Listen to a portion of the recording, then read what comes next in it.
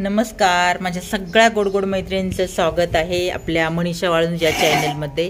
तर सुंदर अशा दिवसाची छान अशी सुरुवात झालेली आहे आपल्या अंगणातील सीताफळांपासून। तर बघा मैत्रिणींनो, छान असे सीताफळांना डोळे पडले ते आणि आता मी ह्या कटोऱ्यामध्ये पिकाय ठेवते आपले सीताफळ। तर आता याच्यावर एक कापड टाकून आता ही पिकायला ठेवायची आहे। आणि मैत्रिणींनो, आज मी तुम्हाला घेऊन जाणार आहे आमच्या काकडीच्या शेतामध्ये। तर हे जवळच आपलं काकडीचं शेत आहे। तर चला सर्वांना मी आपल्या काकडीच्या शेतात घेऊन जाणार आहे। मी आलेले आहे मैत्रिणींनो आपल्या काकडीच्या शेतामध्ये। तर असे कुठलेही फळ असू द्या, काकडी, टोमॅटो, दोडका, तर त्याच्यावर एक फळमाशी असती, पांढरी सफेद माशी असती आणि ती आपल्या फळाला डंक मारते आणि मग त्या ठिकाणी ते आपलं कुठलीही पालेभाजी म्हणा किंवा फळ ते खराब होतं। म्हणून लावलेले आहे ते सापळे, असे ग्लास भेटतात, त्याच्यामध्ये वड्या असतात, त्या वासाने आकर्षित आपल्या त्या माशा होतात आणि त्याच्यामध्ये पडतात। तर त्याच आपल्या वावरात जागजागी लावलेल्या आहे काल। तर म्हटलं चला त्या पांढऱ्या माशा अडकल्यात का त्यात बघावा। तर हे बघा काकडीला आपल्या थोडं फळ आलेलं आहे, बारके बारके आताशी फुलंच आहे। हे बघा सेटिंग व्हायला लागलेलं आहे काकडीचं, तेव्हा म्हटलं दाखवावं।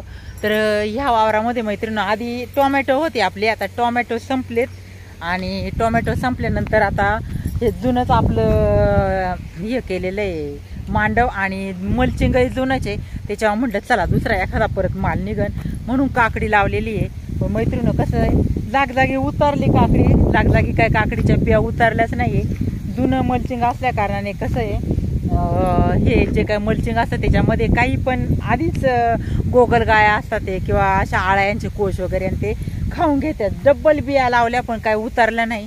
पण असू द्या, जेवढं आलंय तेवढं आपलं नशीब, जे त्यातच समाधान। हे बघा मैत्रिणी अडकल्या ते काय काय माशा, मी बघायलाच आले त्या ग्लासामध्ये, एखादी अर्धी बघा दिसती की नाही। तेव्हा एक माशा अडकलेली ह्या ग्लासामध्ये, असे ग्लास लावलेले आहे। तर म्हटलं चला आता बघावं आपल्या वावरात कुठं कुठं किती माशा अडकल्या त्याच्यामध्ये। तर हे बघा असं चाललेली आहे। तर आले आता बऱ्यापैकी फुलं, जेवढे आपले आलेत काकडीची वेल तेवढ्यांनाच आता जीव लावायचा, काही काही तर बरेचसे मेलेत। तर आता मी डायरेक्ट मैत्रीण त्या कडेला जाणार आहे, कारण आपल्या त्या बांधाच्या कडेला आहे ना दोन आपण याची झाडं लावली होती शेवग्याची, आणि गेल्या वर्षी एक जांभळाचं झाड लावलेलं होतं। बघूया बांधावर त्याचं ते झाडं कसे आले ते, कारण पाठीमागेच एक व्हिडिओमध्ये मी दाखवलं होतं की मी ते शेवग्याची दोन छोटे छोटे रोपं तयार केले ती बिया टाकून, आणि ते रोपं मी लावलेली आहे।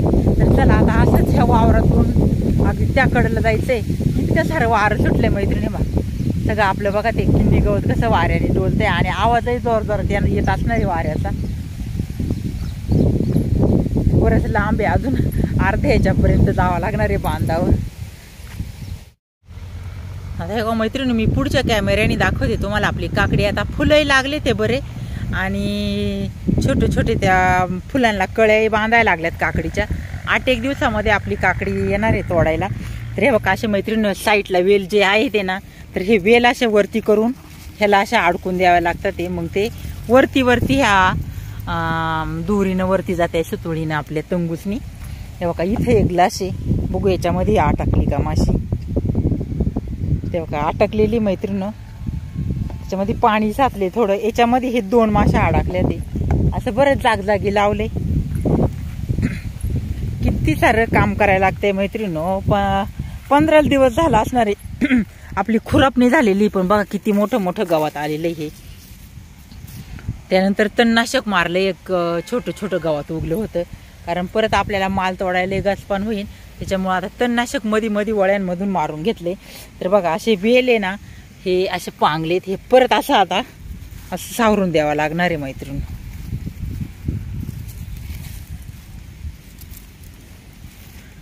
तर चला मैत्रीण आता पुढं जायचंय आपल्याला।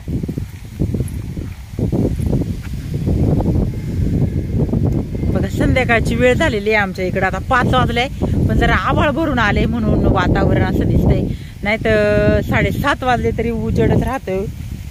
पण आता जरा झाकळले त्याच्यामुळे थोडंसं अंधार पडल्यावानी वाटतंय मैत्रिणींनो।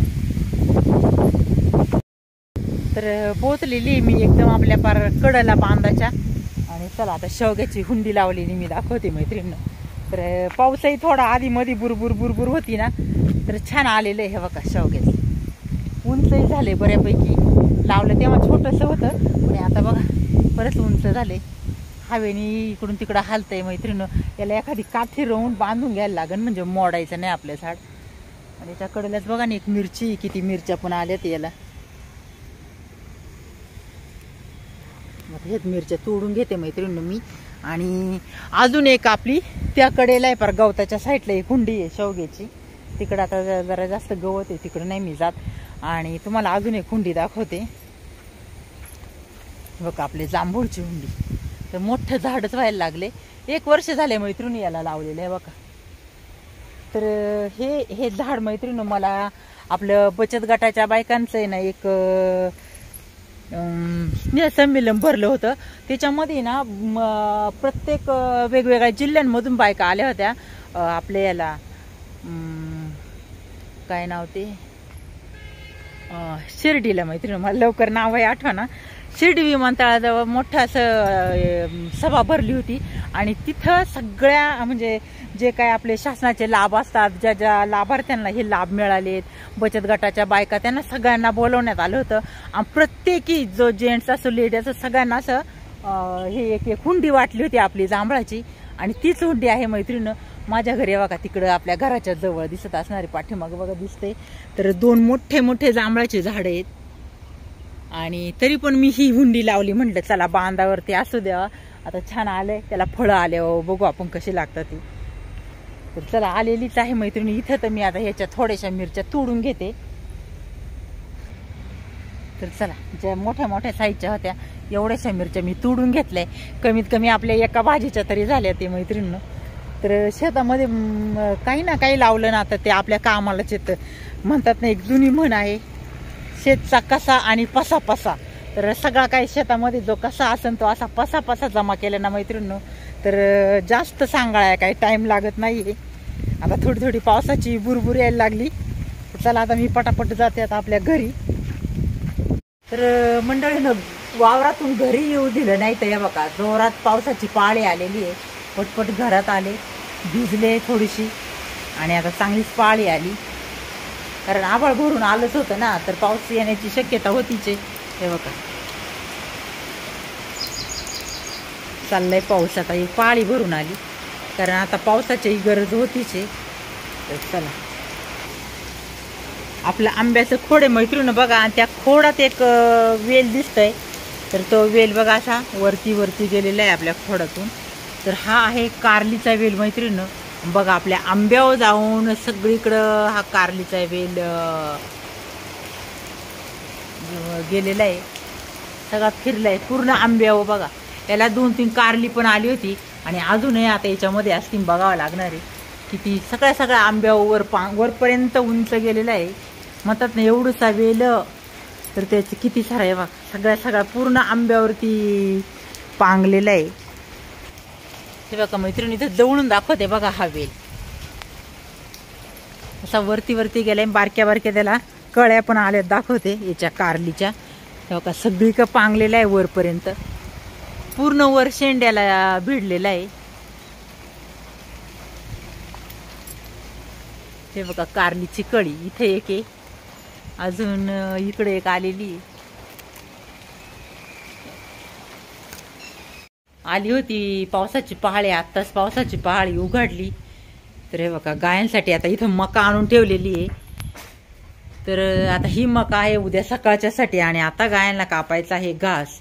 आता पहाडी जरी आली तरी आता पावसात पाण्यात मला घास कापाय जावं लागणार आहे. बघा आपल्या गाया चांगले चालले त्यांचं माझ्याकडे आता टकामका बघायचं काम. कारण आता त्यांना घास खायची वेळ झालेली आहे.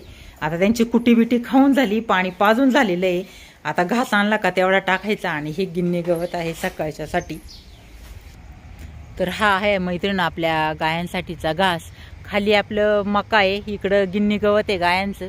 आणि आता त्या पुढच्या कडेला मला हा घास कापायला जायचा आहे. तर चला मैत्रिणींनो करते इथेच व्हिडिओला एंड. कारण आता घास कापताना पूर्ण भिजून जाणार आहे. तर भेटूया मैत्रिणींनो अशाच नवीन व्हिडिओ सोबत.